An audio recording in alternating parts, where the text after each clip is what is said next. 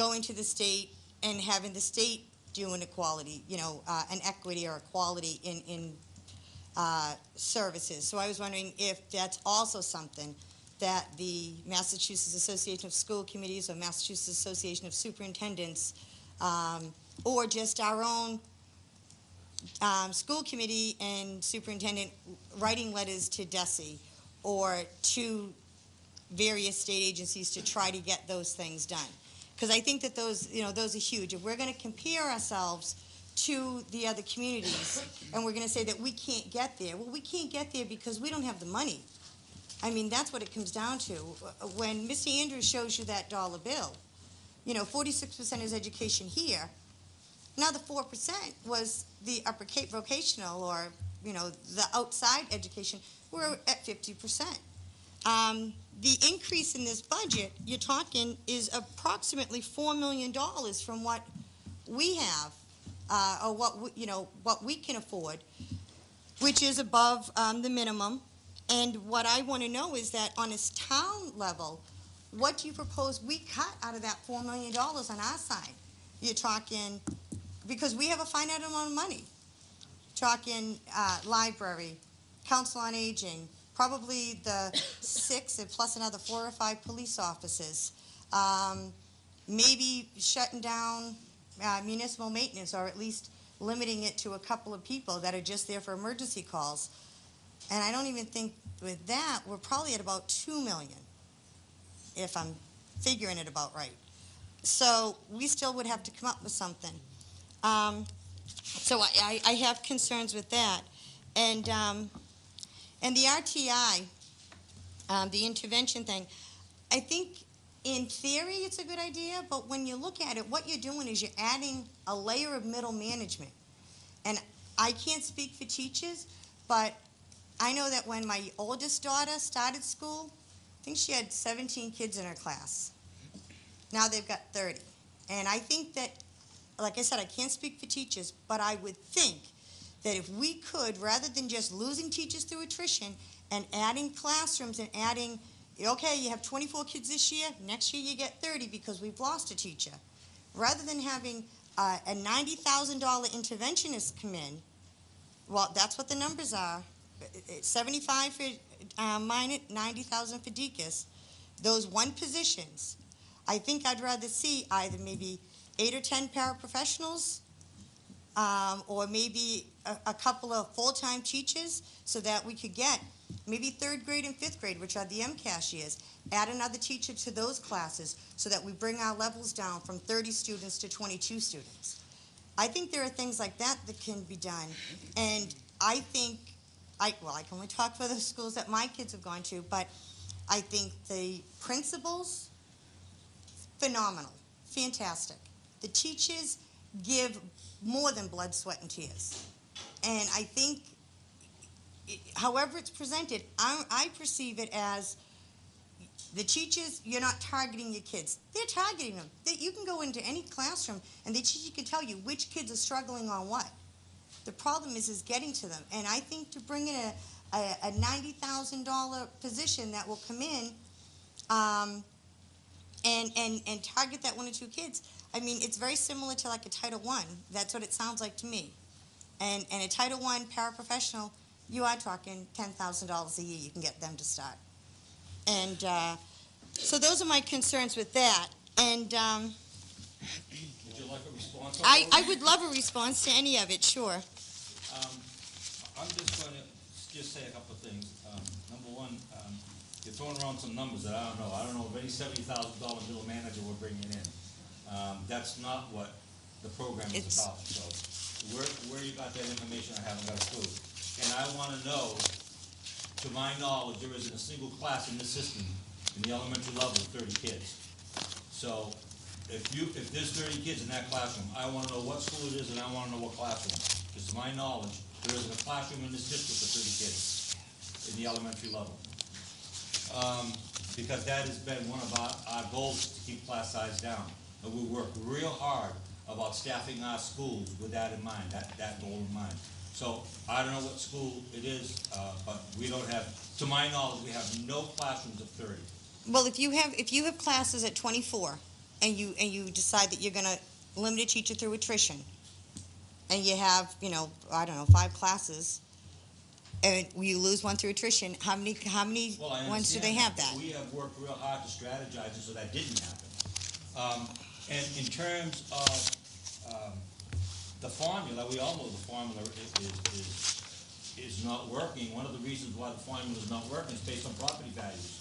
In terms of the state, Wareham is seen as a very wealthy community based on property values. That's why the Chapter 70 formula doesn't work. And there's been an effort to change that now since, I think I've been in education, since Ed Reform went in. The McDuffie law case, they tried to change it and it hasn't worked yet. So the problem is the way they figure Chapter 70, it's not adequate. And in terms of the Voc school, you got to factor the Voc school in, but if I recall, the Voc school continually goes to the Board of Selectmen. It gets on average 5% a year.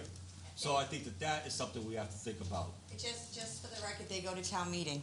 Well, they do. They submit it go to town selectmen meeting. first. Town meeting has to, the selectmen are required by law to put warrant articles that are properly submitted to us. They're required to do that. Vote goes to the selectmen first. So, I understand your point, and the 4 million, I don't know where that came from, so. Jeff? Let me agree with much of what you said, Brenda. I would be totally opposed to $70,000, $80,000, $90,000 middle management. There are no positions like that, and I will check the numbers myself to make sure that something hasn't happened, because Rhonda Vigan and myself are on the budget subcommittee, and that's the kind of feedback we want to hear. There are no positions being added with regard to response to intervention or the enhanced supervision that aren't at least 50% teaching. In other words, they're still in the classroom teaching. They are not just hovering above the classroom looking for things to go wrong and being paid a lot of money to do that. But so your comments are well taken. I also agree that it is an unacceptable process for us to sit here saying, give us 28 million and change and cut, the following town budgets by this amount of money. It just doesn't work. And I understand and completely agree with that comment. I will tell you that last month I personally lobbied Paul Reveley, the Secretary of Education, because I was expecting some really bad news about January 24th when the cherry sheets come out for the first time and the governor's budget is submitted. I'm actually somewhat more optimistic now, but nevertheless, what I said to him and what people need to understand is there is an equity gap that has been made worse as a result of tough times between the wealthier towns and the less wealthy towns. And yet, despite that, the Chapter 70 formula says that at least 17.5% of the foundation budget will be supported by Chapter 70, no matter how wealthy the town is. So, and I know some people from Weston, so no matter how much Weston chooses to put into their budget, and no matter how wealthy their residents, they're still getting a check from the town, even though the foundation formula says they don't need it. Right. So I said to Paul Reveley, get rid of that floor, that 17% floor. Those tens of millions, and I don't know the exact number, but I know it's millions, of dollars could be well served by giving them to communities like Wareham. Now the problem, and I know you didn't directly compare it, the problem with lobbying someone like Paul Reveley is that if it was something unique to Wareham, like the liquor licenses, then maybe you got a shot. But the lobbying is literally to change the entire formula for the entire state. And that makes it really difficult, and that's why the superintendents and the school committee organizations and the principal organizations are so critical, because they can speak for the entire state. Okay. Anyone else? Jessica has her hand up. Okay, back to the Board of Selectmen. Oh, Sorry. I was like, Karen, I just have 2 things that are specific to that. I'm sorry. Just, to the presentation, if Dr. Rabinovich, there was one thing that you had, that employee retirement, you had it fixed at $25,000, and it's been that for the past 3 years. Is that deferred compensation? Because I know that the retirement, we pay that as an in-kind, don't we? Or at least... Yes, it is in kind, and it does come out of our net school spending, and yes, it's close to $5 million. It's not the 25,000. So- 25,000 has to do with something known as longevity that teachers have in their contract. And if somebody decides to retire and has not given notice, then it's money that we owe them and we have to, just the way the town has. So just, okay, so, all right, so it's the longevity That's pay. what that Okay, 25,000. and then, I'm sorry, and the one last question is that in the private, on your presentation, in the private special ed, you had said that the private schools go to the state and on average get approved an increase about 7%. That's correct. So why are we putting us up 39.9%? Because we've had a move-in with somebody that has a placement that's close to $200,000, Okay, 240,000. okay, so the 7% thing really wasn't, it was a That was a specific, portion of it. thing. Okay, all right, well, I have other questions, but I know that my other members want to get to it, so. I just want to be No. No. facilitator, how many positions that is, just to clarify, the Sure. interventions. And Sure. because that 91,000 is really 4 part-time interventionists, budgeted at around 25,000 apiece. Okay. You know, and the whole idea is you need the bodies. That's- You need those that's exactly bodies, what- not thank the you. bodies. It's not right. And in mine, it would be 3, to be able to implement the motion. Thank you. Board of Selectmen, anyone? I think Carol. I Yeah. I have a comment. Oh, I'll go go after her. One of the first thing you said that there is over, I believe you said 300 schools that earn more money than we do in the state. Towns. Yeah, towns. We're still, I know in the fall, I will be handing in my college applications and I will still be competing with them. I'm competing with all the other towns, all the other students, whether or not they get more money than we do. So if they have a leg up by getting that money, I won't be as successful in getting it. So there has to be some compensation so that we can be equal throughout all the towns. Well, and I understand that, I can appreciate that, and that's what I was saying, is that there has to be something that is done and pushed on the state level for that equality.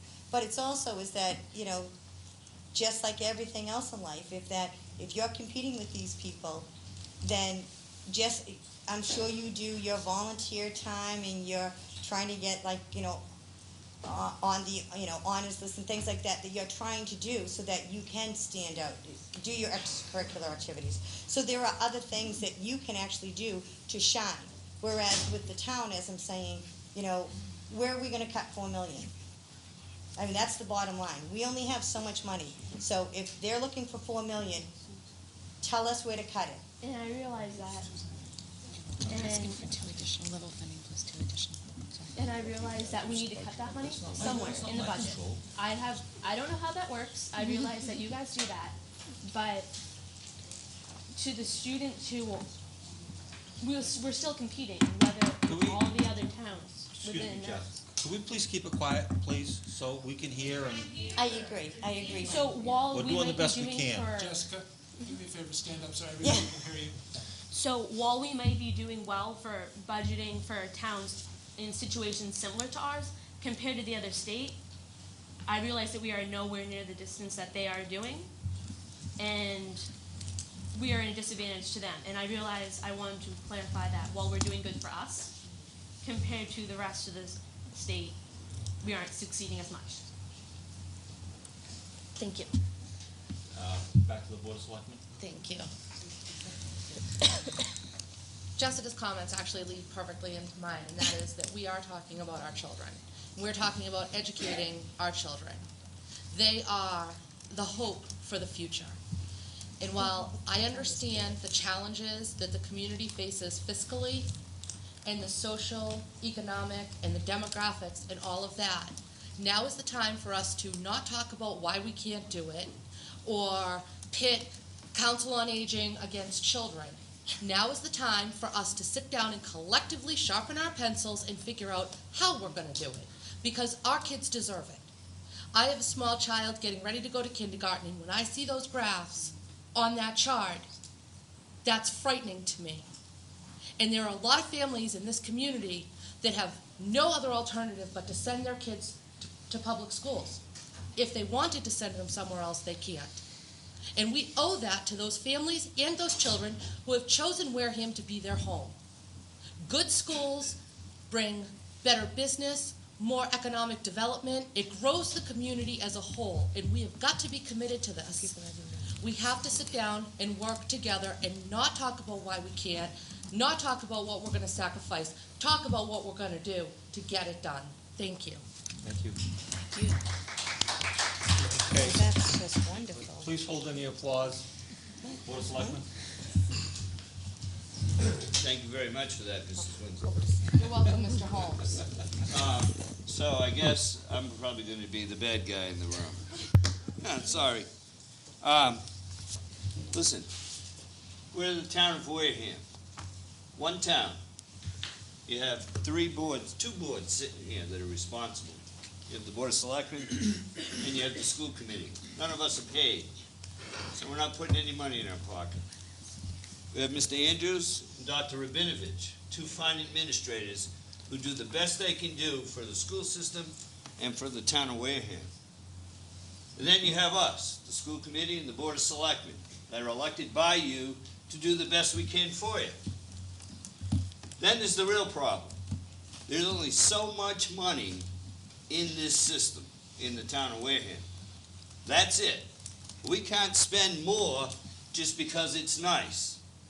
This morning, I happened to grab the elevator with our town administrator, and I said, this is a problem. We got to find this money. But if we can't find it, when we all sit down at town meeting, how do we decide whether a sand truck and 6 maintenance guys to keep the streets clean so cars aren't running into buildings is more important than the presentation you saw Dr. Rabinovich give tonight? All important to the town of Wareham. But the citizens are going to come together at that thing we call town meeting, and they're going to say, well, we can't start pitting kids against the town. Let's not even go there with the language. Our kids are very important. Their education is important. But so is that ambulance who picks you up and takes you to the hospital. So is the police who show up at a crime to try to save your life. We have public safety issues as a town. We have people who run our town government. The maintenance department takes care of our streets. They're looking for a contract. They're looking for more people. We're trying to put people in there. Dr. Rabinovich is trying to put new people in the classroom. All very important to the town. So these are real serious decisions that we have to make. And it's not, because we have a new cruiser car, that we're falling apart on school transportation because we didn't buy a new bus. Or because we have a new teacher doesn't mean that that's more important than the police officers that Mark just hired for the town. Because as soon as we make that decision and we say, can't have the police officers, we put the assistants in the classrooms, right? We've done something good. Everybody's screaming at the Board of Selectmen and Mr. Andrews because he hasn't filled the police department. And as soon as we take away those teacher assistants from Dr. Rabinovich and give the police to Mark, everybody's screaming at Dr. Rabinovich that we don't care for our kids or their education. Neither one is true. But we only have so much money. And that's what we need to do is sit down and look. And I mentioned to Mr. Andrews this morning on the elevator that, what we really need to do is have a presentation like this, not 10 minutes to Mr. Andrews and 10 minutes to Dr. Rabinovich, but put our town up on that screen and let you, the voters and the citizens, decide what you want. Because you're going to vote on this, you're going to vote with Mr. Andrews, and then it's not one side against the other. We're all from Wareham. I don't have kids in the Wareham school system. But that doesn't matter to me because I do have a small son. Education is very important. So this night, people are going to yell at Dr. Rabinovich. I'm sure that's coming. It's been built up. People are going to yell at Mr. Andrews. That's been happening. But the important part is we're all together in this boat in Wareham. It's not the school versus the town. That's why I'm glad tonight to see everybody sitting at these tables, and I don't mean to exclude the Finance Committee, only because you're not elected. That's why I didn't put you on that boat. So, you know, we're all trying to make good decisions for the town of Wareham. We're not paid though. So that's all I want to say, Dr. Rabinovich, and I know that you and Jeff and Rhonda did a lot of work on that subcommittee. And I'm not saying that that's more worthy than anything else. All I'm saying is, together, we've got to look at that picture, and maybe it's not a one-year jump that we get 6 new cruiser cars and 5 new buses and 15 new teachers. Maybe we do that over more of a strategic plan. So maybe we add 3 this year, 2 cruisers, and then in 2013 we add 4 more, and then 2 more cruisers, and that kind of thing.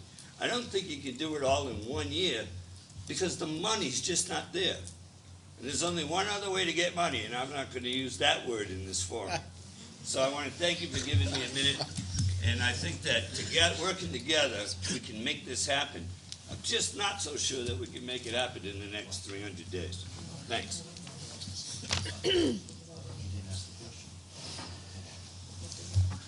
Is there any more questions from the Board of Selectmen or comments? Okay, I guess we go to the school committee now. I'll just start at my left. Ken, any comments, questions? My for first- anyone? Finance committee, Board of My Selectmen? first question is to Brenda. I flunked math for 4 straight years, so I'm just trying You to never figure- had me. Thank God. If I had him, I would have flunked 8 years. I'm just trying to figure out where you're getting the $4 million when we're talking about $2 million on the budget. You keep throwing out a figure of $4 million. I'm talking the difference between the town administrator's recommended budget and your requested budget. I think it's somewhere in the neighborhood of $4 million. Thank you. Okay. Thanks for clearing that up. As far, and also, Selectman Holmes. Why am I Brenda and he's Selectman Holmes? Select Woman Ekstrom, my apologies. And Steve Holmes, that might have been the best speech that Mr. Holmes has given since he's been in office. I agree with everything that he said, that we have to put the Hatfields and McCoys aside and work together for the town and for the students, because it doesn't help to say we can't buy 7 new police cruisers when the cruisers are going down the street with bumpers hanging off them, and we also have issues with buses. So I commend you, Steve. That was well put, that we need to work together, all 20-plus people up here. To Mr. Paulson's comment about paying teachers less as they go along, that's not going to happen. I think anybody would just get up and leave and go to Bourne or Falmouth or whatever. I do agree that more money somehow needs to be paid up front, because people applying for teachers' jobs see in Wareham the starting salary is $36,000, and down the street you can get $42,000. I would apply for that $42,000 job. So I think, and we are working, so I can't get into it because it's negotiations. We are looking at that chart and trying to find a way to maybe spruce up that beginning salary to recruit more teachers. But also, if you have teachers that have been here for 10, 15 years and they keep improving, I think it is our job as a committee and the superintendent's job and the principals to do everything possible to maintain those teachers. Because if we have a teacher that is improving, I hate like heck to have a teacher that spent 15 years in Wareham and decides I'm going down the street to another school to do my last 5 years because I can make X amount of money. That doesn't help us, because a lot of these teachers they've known kids from the beginning to the end. Comments about the dropout rate. I think Jeff Sweat had made comments before at a meeting that similar to where are they now. Mr. Palladino is working on something to track where our Wareham students are once they leave, whether it's through graduation or a dropout. What are the reasons some of these kids are dropping out? And any pay for performance for teachers, that's tough. That's a really tough situation, because the teacher that is doing phys ed is not gonna get the same performance as someone that's doing English or math or something like that. So that's another thing that really has to be looked at. The tough thing is, like Mr. Holmes said, there's so much money that you can drag out of the town, and it makes it difficult. Our jobs as school committee members, for the 3 years that I've been on the school committee, a lot of times I go home and said, why? Why am I doing this? Because our hands are tied. There's so much you can do as a committee member. We can't just turn around and tell Dr. Rabinovich, here's $30 million. It would be nice if we can do that, but the school committee sets policy and hires the superintendent. Everything else comes under the superintendent's jurisdiction as far as principals, performance, and all of that. And if it's a problem down the road, then it's the school committee's job to address the superintendent. And that's one of the duties that we have. So it talks about coming back for another 8%. I say if the budget was approved and money was there and there's no performance, thank you, there's no performance, then I have to hold the superintendent accountable because the superintendent is up here. The superintendent is responsible for the school system. And to your comments, Frank, is we want to know, all right, we gave you $4 million, $2 million, and we're still here. Where is the problem? So we have a lot of work to do. I hope these committees get together a lot more times and try to come up with the right answers to do the right thing for the kids and for the town of Wareham. I wouldn't leave the town of Wareham for any other town in this area. Thank you. Rhonda? And just a couple things. I've been part of the budget process since the very beginning, and I think when we first semi-approved the $2 million increase, it was because this is what was asked from the principals to achieve, to lower the, or decrease the achievement gap. And it was $2 million. The $4 million, we did not know that the difference in the town budget. We are all hoping that is based on what we're expecting from the state, and that the state will surprise us, and that they will give us more money than what we all originally thought. So the $4 million hopefully will automatically shrink because the money from the state will come in higher than we thought. But yes, we are asking for an 8% increase. RTI instructional leadership, this was not an idea that came from the superintendent or one member of the school committee. This came from administrators, principals, teachers. This is what they are saying will work, as well as the data that is out there. RTI is currently being instituted at several communities that are similar to ours, and the data's there that it does work. And this is what is being asked for from our schools to help in that achievement gap. And that's the reason why I supported it, and that's the reason why I am supporting this increase. Do I feel that cuts will just need to be made? Of course, that's a given because of where we're at today. So I do have to agree of the other comments that were made today that we do have to work together. And I think one of the things that I'd like to suggest is that immediately after this meeting, because we haven't really had an opportunity to look at the town's budget and to see where things are, and I'm not asking at all for a say in any other town budgets or town departments and cuts, because we agreed from the very beginning that that was not what we were going to do. We were going to say what is needed from the schools. But what I would like to see is for the budget subcommittee, for a couple members of the finance committee, and for a couple members of the board of selectmen, as well as the town accountant, as well as the town administrator, to meet and to really get into a room and try to hammer some of these things out. Again, I do not want to voice in what should happen in other departments, but I believe wholeheartedly that when you come into a room, you should come with your best argument.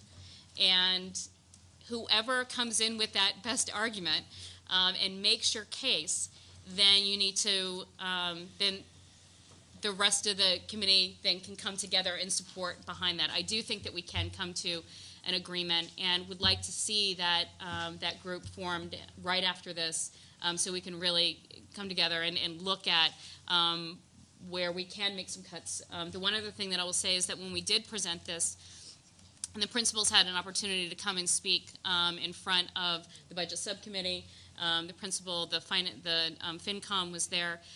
We said at the very end of that this was, from the principals, the superintendent, from the budget subcommittee, this was our input into it. This is what we think we need. Do we think that we're right 100% of the time? Well, Jeff always thinks he is, but I don't. Sorry, Jeff.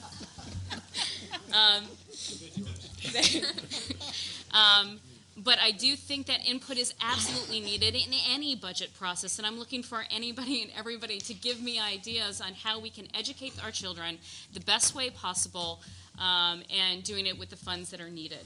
So I think that's meaning that I need to stop. Thanks very much. So I appreciate all the committees coming together today, but I would also support for us to go forward and come together as a smaller group and to continue hammering this out. Thanks. Thank you. We need one of those clappers, so when the light goes out, we'll all clap like that and see if it goes back on. Rachel? I don't have a lot to say that hasn't already been said, other than Brenda. Your comment about writing to people, Secret Service should show up anytime to haul me off, because I write to everybody. Because nothing is enough anymore, and it just seems we're regulated to death. The state is just beats us down without coming up with the funds that they just throw it in our laps, and it's frustrating. And this, to me, is just a small amount of what needs to be done. You know, I look at the scores for me, and I see hungry kids. I see the transient community is the needs for those families is immense, and it's a huge tax on this community. We definitely all need to come together. We all need to find some solutions. You're not going to get good test scores out of hungry kids. It's not going to happen, and we got a lot of them. So there's just so much that this town has to do. We do need to keep our streets clean. We do need to keep the ambulance running, the police running. We do need to come together. And it is a frustrating process. The biggest frustration is the constant berating of one another and the constant tearing down and the constant bickering that happens in this town. Nothing gets accomplished. Nothing gets solved. There's just this constant bitterness, and that is our biggest problem. We have financial problems, but we can't solve them with the attitude and the atmosphere that is running through this town. We have to come together. We've got to sit down. We've got to look at the needs of this community. We got to educate our kids. I mean, this isn't enough. It's not enough. Our kids in our schools are not getting enough. My kids are in there. I'm frustrated. I'm frustrated when they come and talk to me. But you can't get blood from a stone either. So we do have to come together and come up with some solutions. And we got to stop the infighting. We've got to stop this this constant tearing down, and start just operating as a town. We are a laughing stock. People look at us and think that we are just absolutely ridiculous, and we are. You look at the newspaper and it's embarrassing. You know, it's time to cut that, break it down, sit down, work together, and get the needs of this community taken care of. Thank you. I'll leave my numbers guy till last. I just got a few very, very brief comments. The numbers guy till last. That's Jeff.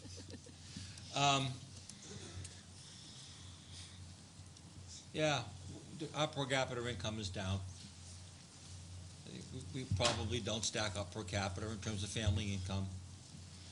We've got a very high percentage of single-head households, and we've got a whole list of demographic issues. But yet, by the same token, we've got riches in this town that are immeasurable in terms of our natural resources and the togetherness of this town. I'll tell you right now, I've never seen a town that when people are down and out and people need a helping hand, there is no other town like Wareham. So my point is, just because we're a poor town and just because we have poor families doesn't mean that those kids deserve everything we can possibly give them. And this is what it's about.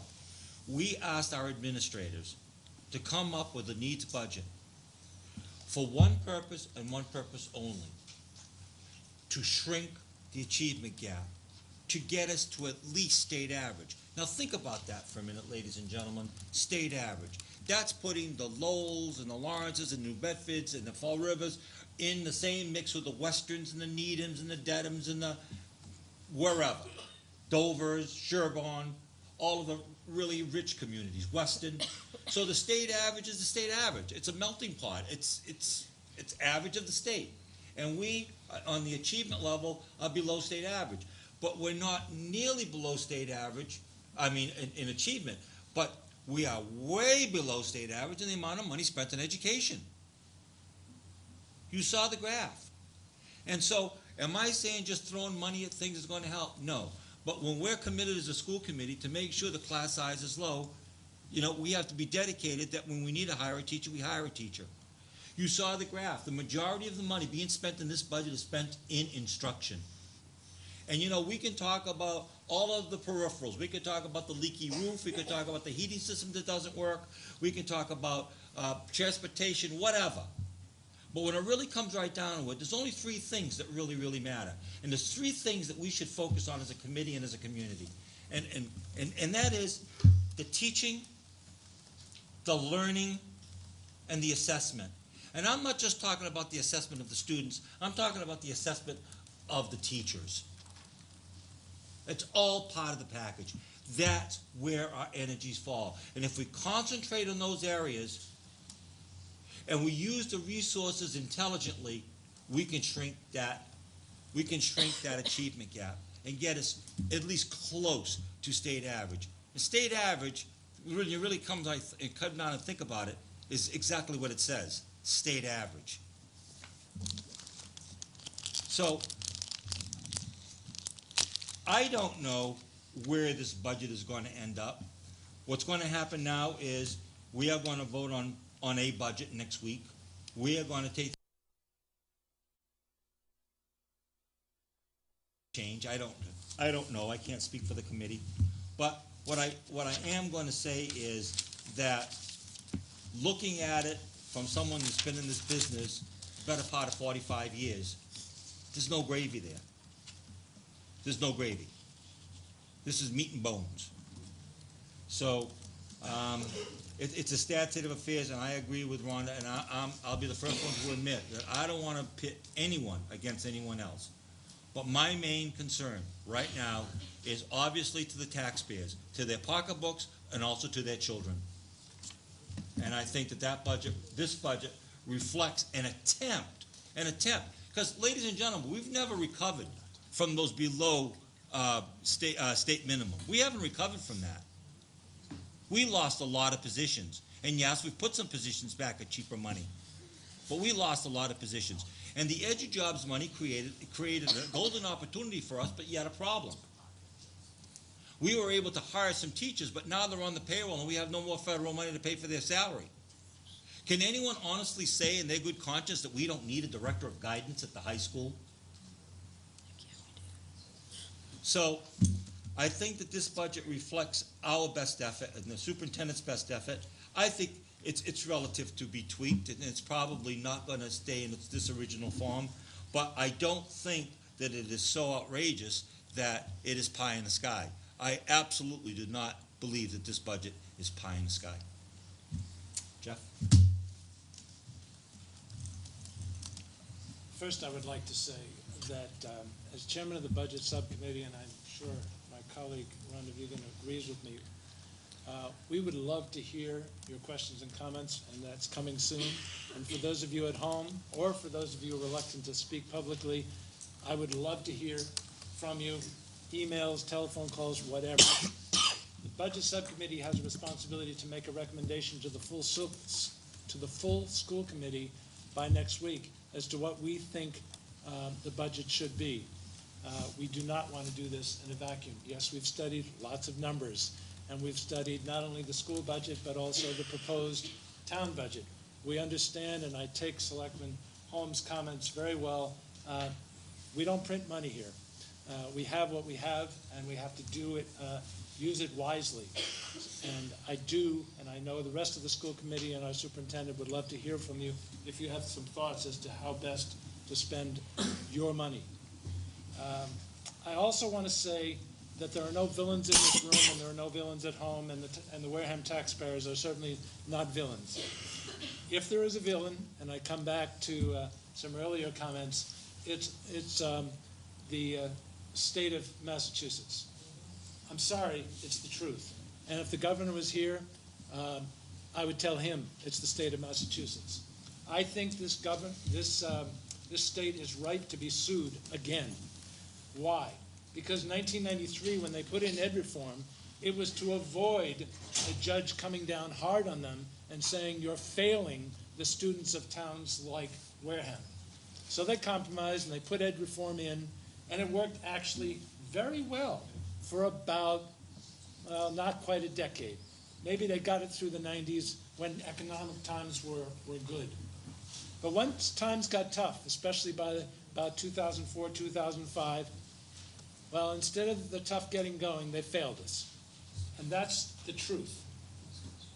A big reason they failed us is because at the same time, over the last 10 years approximately, they have added about 700 million to Chapter 78 for this state. But at the same time that 700 million was being added, healthcare costs went up 1 billion. So we have actually lost 300 million for the education of our children. Well, how did that happen? Very simple. As it was earlier stated, they simply ignored medical inflation and just kept bumping it up about 3% a year. And everybody who gets a paycheck and everybody who pays premiums knows that 3% would be wonderful, but it doesn't happen. In fact, the average over that 10-year period for medical inflation has been 13+%. That explains the $1 billion that we're spending now in education more than the 700 million that was added. So that's the villain. I wish I could sit here and tell you there was a solution, but I also agree with my colleague Rhonda Vugan's statement that we need to work together. We need to get people in the room who have been empowered by the taxpayers and the citizens to make some decisions and to show some leadership, not only before town meeting, but at town meetings, so that the taxpayers can feel that people have really studied it and the recommendations have been really thoroughly thought out and we really know what we're talking about. I look forward to that process, and mostly I look forward to hearing your thoughts. Thank you. Thank you. Okay, now we've reached the point. Now we've reached the point in the meeting that we will take public participation.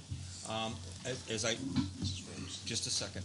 As I mentioned before, you'll be first, I promise. As I mentioned before, we want to keep it civil, so no yelling and screaming. There is a microphone. I would ask you, if you have a question, to go to the microphone, and that is so that you can be picked up by the TV. Also, this microphone down here, we should be heard by you in the audience. You can probably do the 5 cent each for that microphone. Okay. Sufficient as well. All right. So all you have to do is raise your hand. I'll try to recognize you. Ms. Rose? Just state your name for the record when you come up.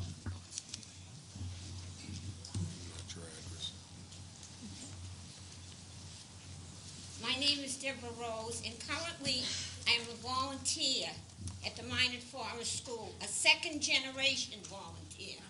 My mother preceded me. First of all, Mr. Sylvia, or Dr. Sylvia, I kind of was upset what you said just a few minutes ago.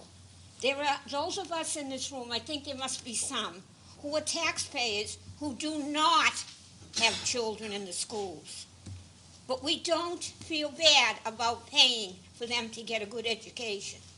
I didn't think I said that, but that's okay. No, the way you answered or commented, it came across that way. Secondly, the reason for some hungry children in this school is because parents will not fill out the paperwork that requires them to get a free lunch.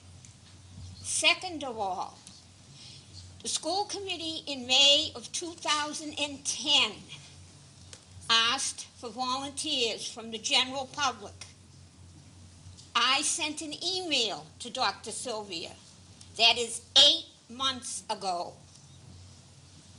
I have never been contacted, except Dr. Sylvia sends back to me that he is working on it. He has given the name to somebody. Also, we have a mutual friend who has spoken to Dr. Sylvia and indicated how upset I am about this. I am not a native to this town. I am an adopted native. I did not go to school here. That was my parents' choice. We own property here, but they did not want me to go to school here because of a family situation. I want to know why you don't want community involvement. Is it a select group? Do you have to belong to a certain religion to get involved? I don't think so. I have recommended you to a certain committee, and I don't know how active that committee has been at this point in time, but all I can do is say I'll look into it. Well, because I'm disgusted with I another know you board are. that's, You're wait a very minute, let angry me at me. finish. Another board that is at this meeting, You're very angry at me. not at you, at another board that's at this meeting. All right. So much so that I have made a decision, I will be moving from the town of Wareham. Well, that would be unfortunate. You have been recommended, I will tell you now, this really has nothing to do with the budget, but you have been recommended for participation as a citizen on the Community Relations Committee. So that's all I can say. And you promised that I would be contacted again after the But I holidays. don't know how active at this point in time No, that I can- committee has I- been. Dr. Sylvia, I can speak to that. Okay.